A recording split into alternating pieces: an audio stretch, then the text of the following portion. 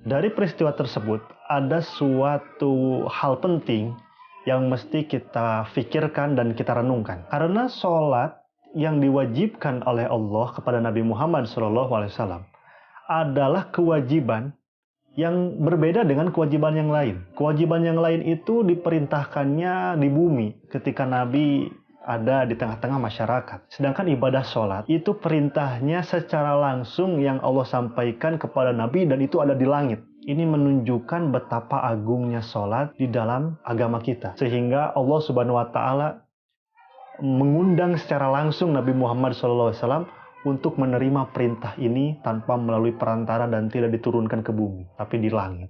Ini menunjukkan betapa tingginya, betapa agungnya nilai sholat dan kedudukan sholat di dalam agama kita.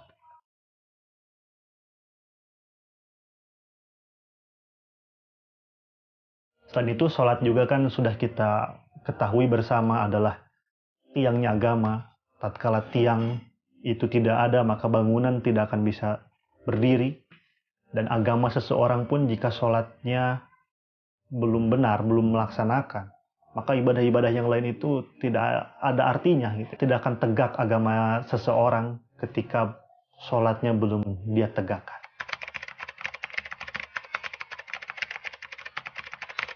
Kemudian kedudukan sholat di dalam agama kita ini yang perlu kita sadari bersama adalah bahwa sholat adalah perkara yang pertama kali dihisab di akhirat. Bahkan dalam keterangan-keterangan yang menyatakan bahwa sholat itu, kalau misalkan bagus sholatnya sudah baik, sudah benar, maka dia selamat di akhirat.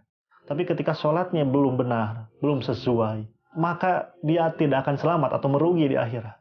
Kalau kita memikirkan bahwa sholat yang akan pertama kali dihisab, yang pertama kali akan dimintai pertanggungjawabannya di akhirat, maka sikap kita ketika di dunia adalah yang pertama kali kita pikirkan, kita perbaiki, kita benahi, kita tingkatkan adalah sholat kita.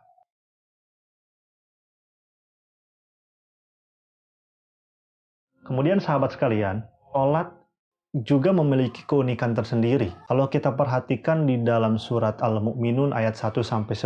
Ayat-ayat tersebut menginformasikan karakteristik orang-orang yang beriman, yang orang-orang tersebut akan mendapatkan suatu kemenangan, yaitu adalah dengan mewarisi surga Firdaus dan dia kekal abadi di dalamnya. Kalau kita perhatikan dari ayat 1-11, karakteristik yang pertama kali diucapkan, yang diutarakan oleh Allah, bahwa orang yang beriman itu adalah alladzina hum fi sholatihim khoshi'un, yaitu adalah orang yang mengerjakan sholatnya dengan khusyuk. Kemudian sifat yang kedua dan seterusnya itu banyak ya.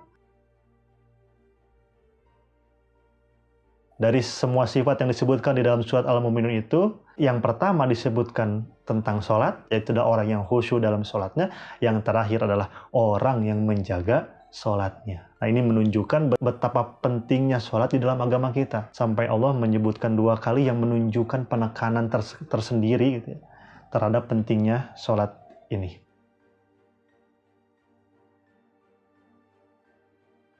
Bahkan wasiat terakhir Nabi Muhammad SAW menjelang wafatnya itu adalah mengingatkan kita terhadap sholat. Ini juga sama gitu ya, memberikan suatu bukti kepada kita betapa pentingnya sholat, bahkan sampai Nabi Muhammad SAW sang kekasih Allah menjelang wafatnya masih mengingatkan kita tentang urusan akhirat berupa sholat.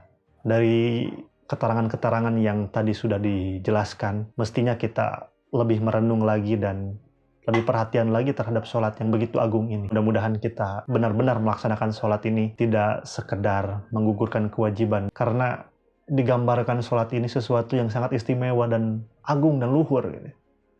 Tidak boleh bagi kita semua untuk menyanyiakan ini semua.